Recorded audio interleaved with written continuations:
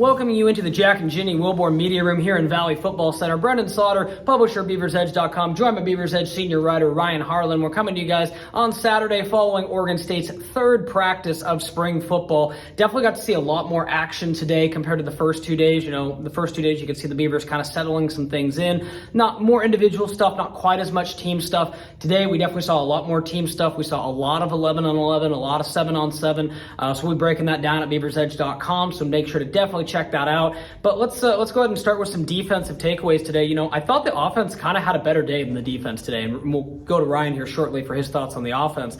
But you know, the defense seemed to be a little bit behind the eight ball today as far as deep shots downfield. I thought the receivers kind of beat the DBs a little bit today. As far as the defensive line and linebackers, there were some times that the running back was able to break through, have a big gain. Sometimes they were able to kind of stop it up at the line of scrimmage.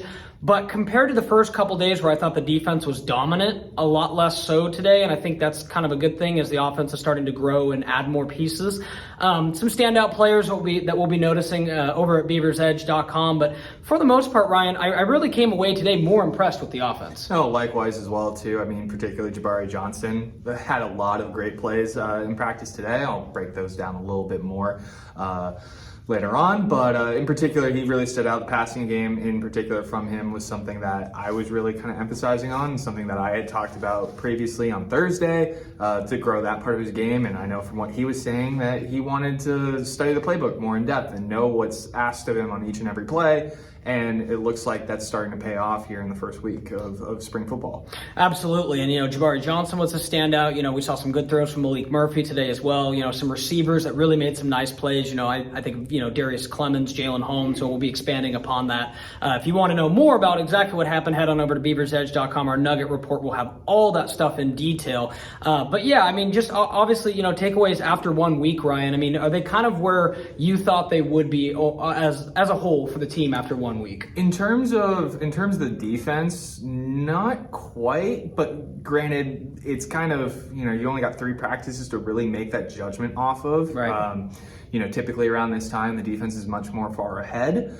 So there's a bit of that, but then again, some guys aren't practicing, so we have not quite seen the full complement. Yeah, the full complement of this unit as of right now. The offense, though, is more, I think, of a step forward than I initially thought, and that's kind of given where you bring in a new guy, Malik Murphy, and he has to learn a new offense. But at the same time, though, I do think that familiarity with Gunderson and has played a role in seeing Malik today talk to Gundy during practice and communicate what he was looking at each and every play. That was something that stood out to me. So I think that transition has been a little smoother than we've seen previously with other quarterbacks and picking up offenses around this time.